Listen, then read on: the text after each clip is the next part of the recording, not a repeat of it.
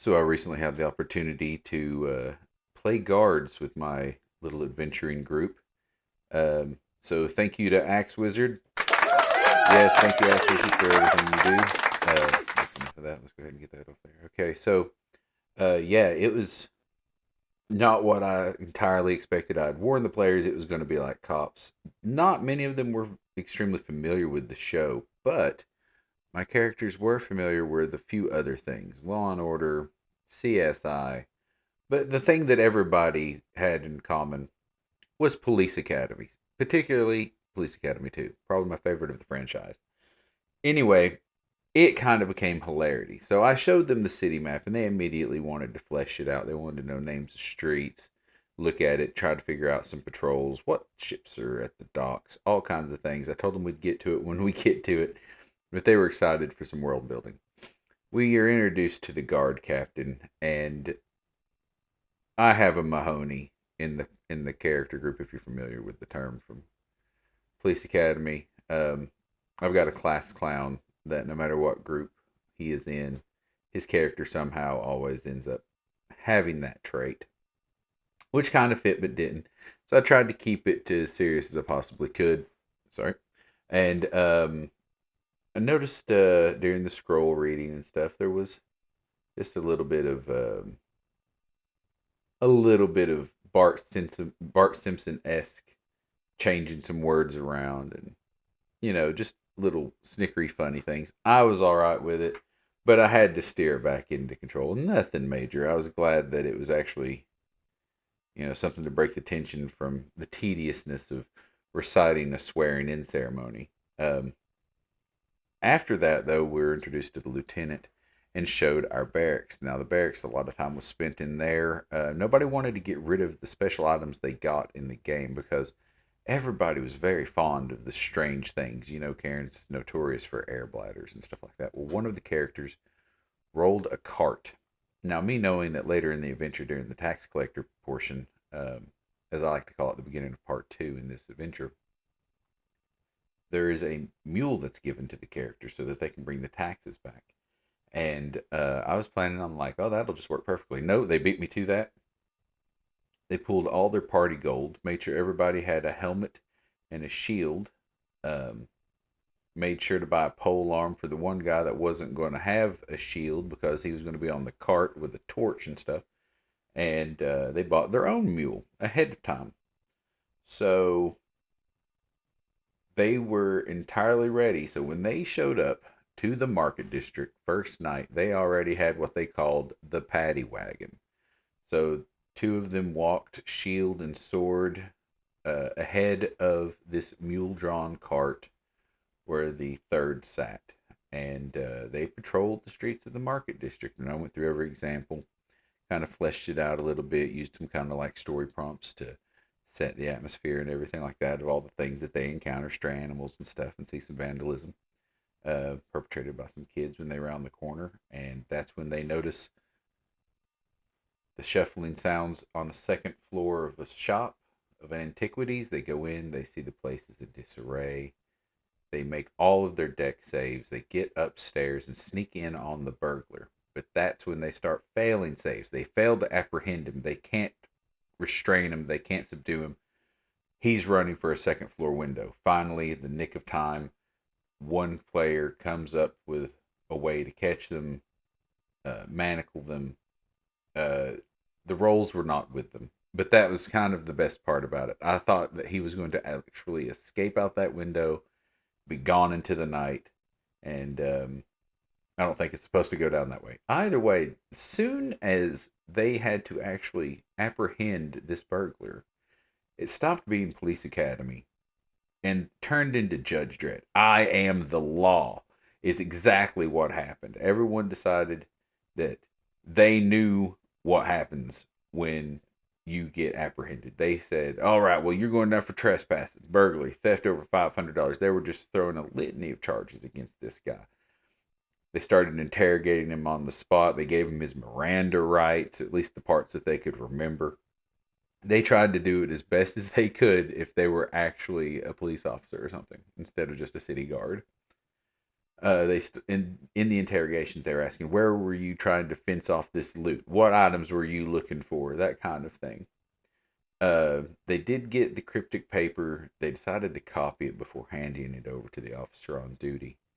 Um, but in all the excitement, they never asked him the one piece of information I had in this adventure, which was his name.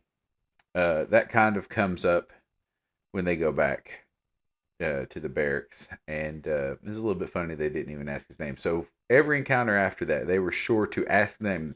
As a matter of fact, the running gimmick from this point on in the adventure has been stop in the name of the city guard. What's your name?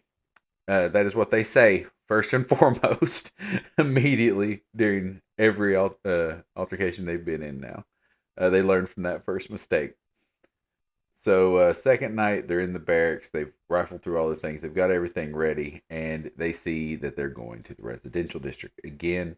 They wanted to flesh out some street names and stuff, but when I explained that they're headed towards the bigger houses, they said, "All right, well, we'll just go by that." They weren't as interested in world building after the first hour, maybe hour and 15 minutes. They felt like just streamlining so that we could get things on the road. Plus, they were kind of enjoying the aspect of going through town and seeing what random things they could find. Anyway, so when they have Thidric, the naked man, run up on them, I have him run past them. This is a 2 block long chase between him, the guards, and Kandak. They struggled to not only pursue, but to restrain everybody in this. It went sideways. Uh, Thidric was tripped up and stuff, but not restrained immediately. Kandak was stopped successfully, but fight was engaged. His old lady wrapped in that bed sheet, hanging off his arm, swatting away a police or one of the guards. Eventually gets hit in the back of the head with the cudgel, gets knocked out. In the end, one guy's going down for public indecency, one guy's going down for assault of an officer, battery, spousal abuse, all kinds of stuff like that. And the woman's going down for hitting an officer. It's um we haven't got to the point where we're seeing what happens in some Judge Judy style cases or anything like that, courts or nothing, but they are interested in seeing if that would happen so they could appear in court and give their testimony. They're wanting that kind of like additionally to this, and I'm um, at what I like to call the natural stopping point in this campaign. It took us over 5 hours to get about 5.5 hours to get to that point. A lot of role playing happened, but none of these small little quests turned out exactly the way I thought they would when I was reading through the adventure initially. So next up, we're back in the barracks after bringing all three of the men to be booked. Um, they've seen the map and they know how many districts are labeled, so they are excited because they know what the last one left is, and they come out to see the dockside district. Now they want to know what ships are in harbor, what the best taverns are. They bring their cart. They are ready. As a matter of fact, in some instances, they even extinguish the torches and travel in the dark so they can sneak up on people doing nefarious things. Um, I didn't want to approve it that way because I know they're guards. They wouldn't act that way. But at the same time, you know, it made sense in the way they wanted to do it. So I added a couple of more fluff pieces, people they interacted with, apprehended in the night, on top of the examples, and including these two what I like to call swashbuckler combatants. So the pirate and probably a merchant marine who's been cheated, who was cheated. So the guards rush in, they shield bash between them, try to separate them.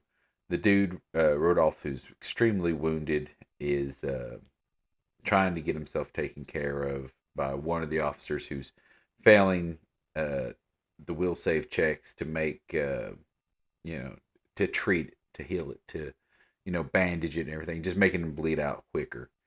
Um, the one that did the initial shield bash is now in a one-on-one fight with Naren, the second combatant.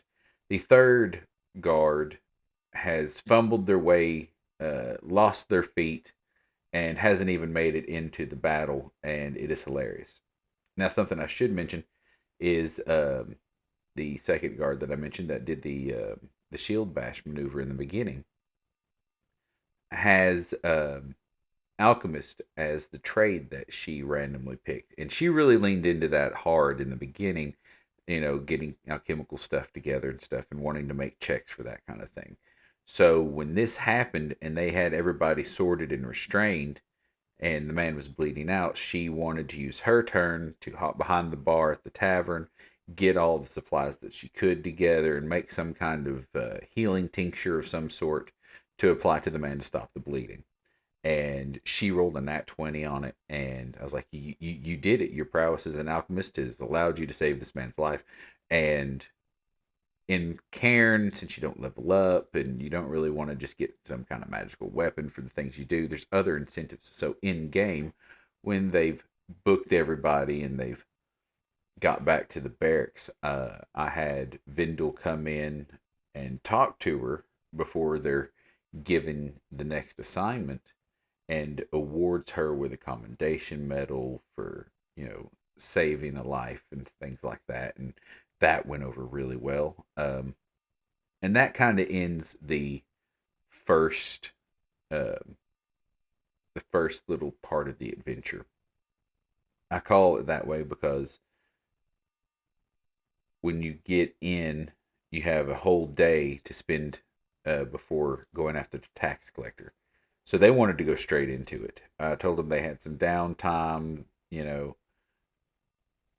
They did not really want to take it. They didn't want to go to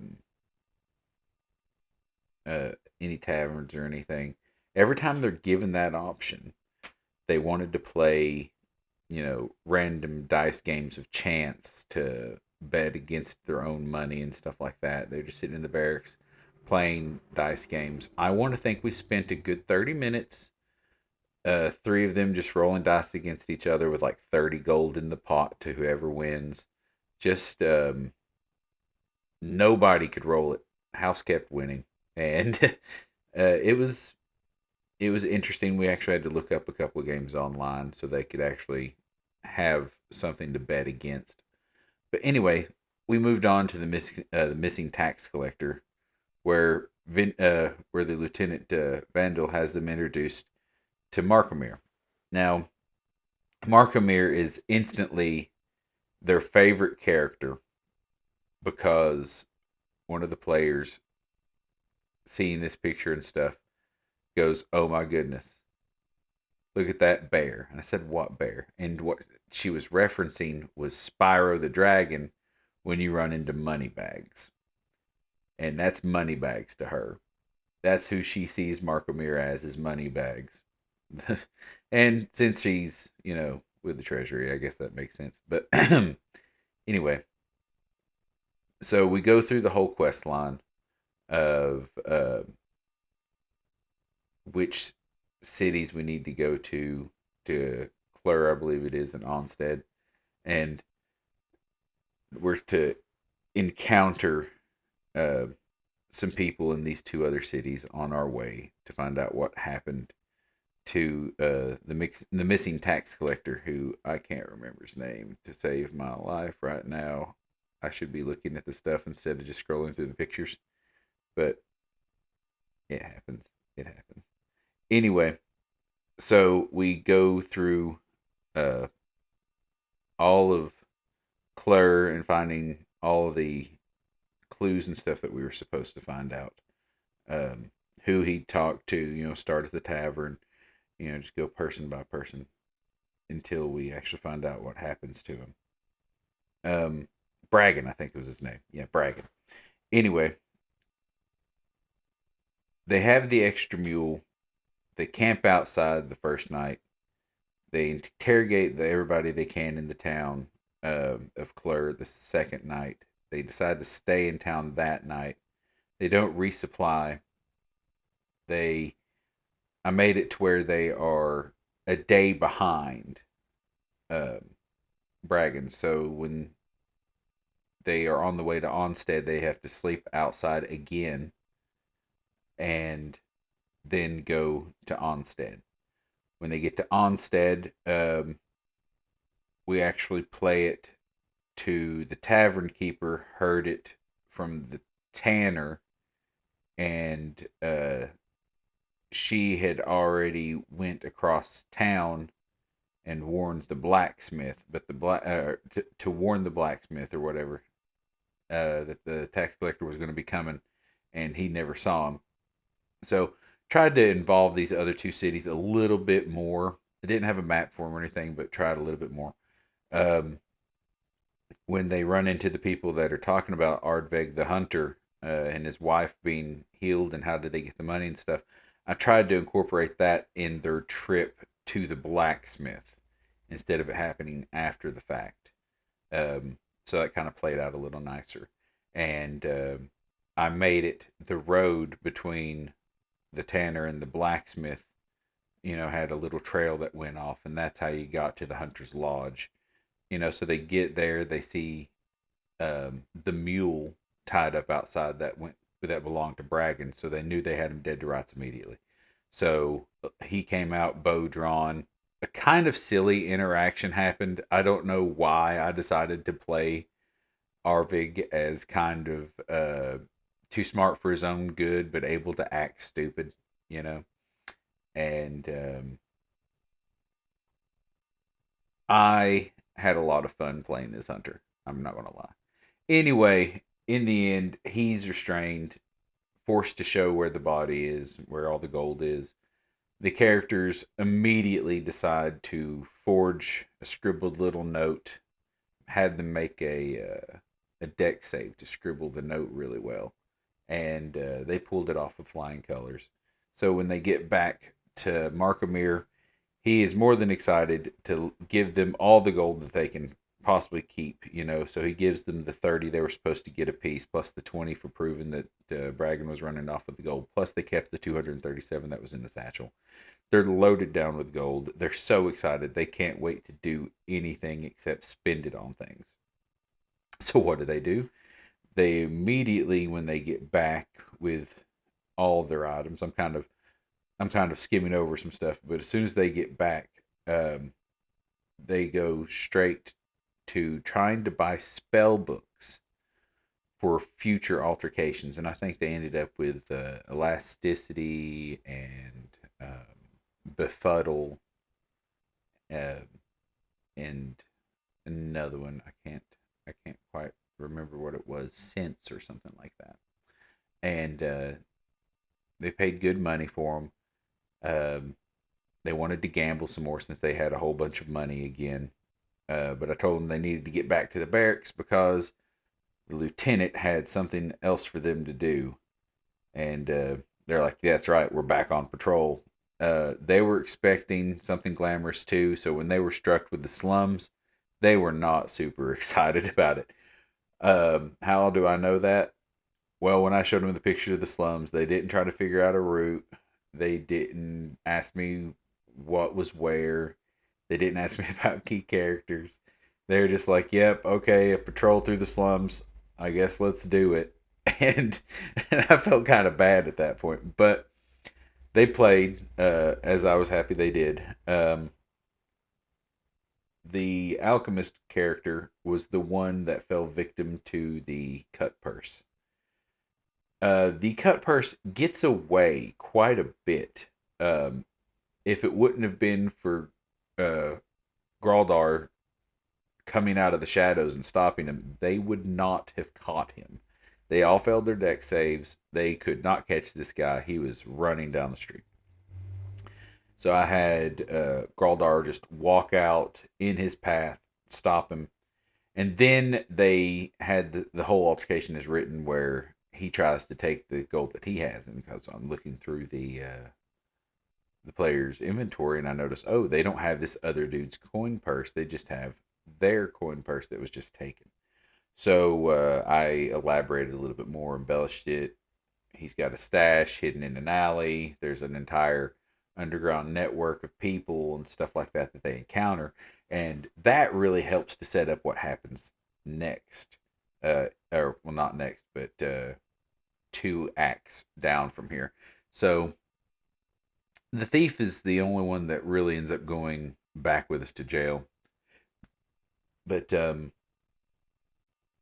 we get back and we meet the lieutenant again, he gives them the unfortunate news that they're working a double shift and they need to report to the gate. Um, the gate work actually was really quick. It was a little quicker than our plays of the normal patrols. Um, I went through all the examples as listed and everything again, and they had little trouble doing that. It was cakewalk. But when it came to the merciless merchant, I started at 25 gold. They didn't want to take the bribe. At 50 gold, one of them was interested. At 75 gold, the one that was interested was now suspicious because anybody that would up the price like that probably has something that needs to be confiscated. But at 75, the other two were getting tempted. When I went to 100 gold, they're like, tell you what, let us look and we'll still take the 100. And if it's not so bad, we'll just let you go. So they open the back, they find the goods, they make a check to find the hidden door or the false bottom floor. They find the crossbows and the swords. Uh, they confiscate the man's cryptic letter, copy it real fast, give it back to him, take the 100 gold, and let him in. Now, I don't know what happened, if they just became money hungry or if they just really got into the, some way of thinking, um, like they're cops, so they have to possibly not be on the up and up. Now, I don't know. I don't know what desperate way they've went, but it's it's all of a sudden pretty curious. So I just have the guards that come replace them just show up after he's been let in with all of these weapons, and that kind of concludes the gate portion. And they run into the lieutenant again, and the lieutenants paid them better because they had to work double duties. They are super excited to get that 5 gold every paycheck or every day for a check. Moves us on to the search and seizure part where we're introduced to the new character, um, who's an inspector, I guess, a detective. Um, I kind of impersonated him with a little bit of an Inspector Clouseau kind of. I didn't want to do like a French accent kind of thing, but I did give him strange pronunciations and some hard G's and stuff, and it did make for all of his text. Detective Irvig had some interesting dialogue. Anyway, so um, it is a chase. It is a smash and grab run straight through the slums section, and I had the whole back and forth with Lieutenant Vandal go a little deeper with the exploits of Detective Irvig.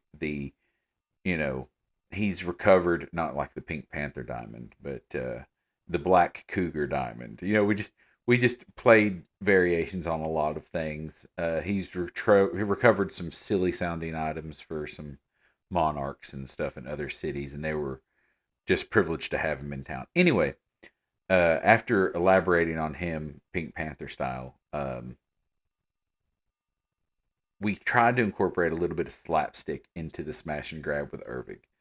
I didn't want it to be just a straightforward, all right, make a deck save as we run and read off the dialogue.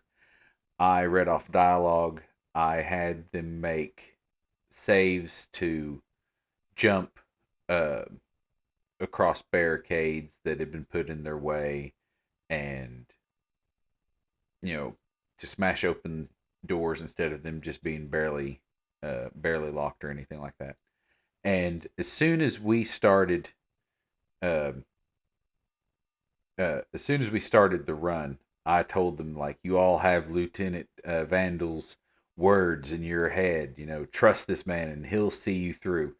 And as soon as they hear those thoughts in their mind, I made sure that Ervig started doing riskier things than any of them would be comfortable doing. You know, shouting obscenities, cursing their mothers. Um I might have went a little bit of Monty Python on them. But anyway, the run, we stayed on this image for a long time. The run there was fraught with failed deck saves. Um, all of them ended up taking 2 fatigue just from the run. So thank goodness everybody was walking really, really, really light. Nobody wanted to carry much items with them. They never upgraded their brigandine or anything. They did have the encounter with the thugs. They wiped the floor with the thugs like practically immediately. They they divided up, made their deck saves. All of them maxed out their damage immediately. As well, that was not even combat, but it was pretty funny. They find all the gear or find all the ledgers and decipherable scripts and stuff that they can find from this smash and grab run.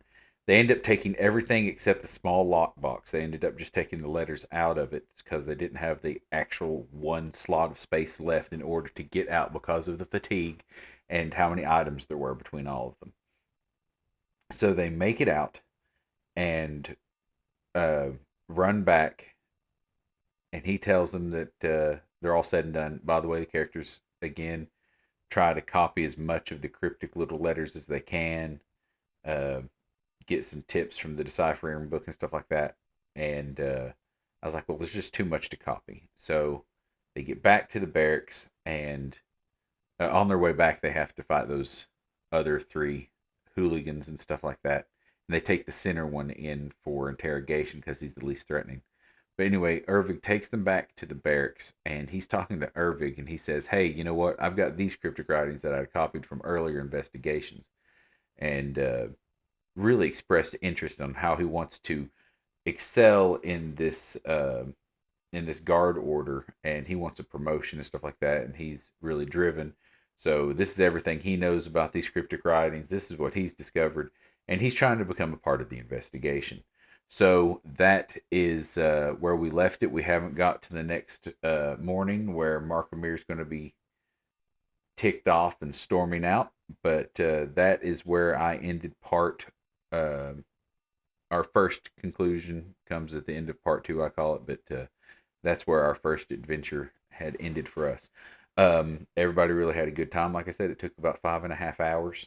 Um, a lot of gameplay was fleshed out. Again, a huge thank to Axe Wizard for the adventure to play, and I'll be back with a part 2 when we finish this up in a week or two. I don't know what our next game schedule will be. We just started up season 2 of our Dark Sun campaign, so every 5 levels we take a break and we do a different game for a little bit, so I have time to reset. So look forward to any of that happening, and until I'm back with another video, thank you for watching.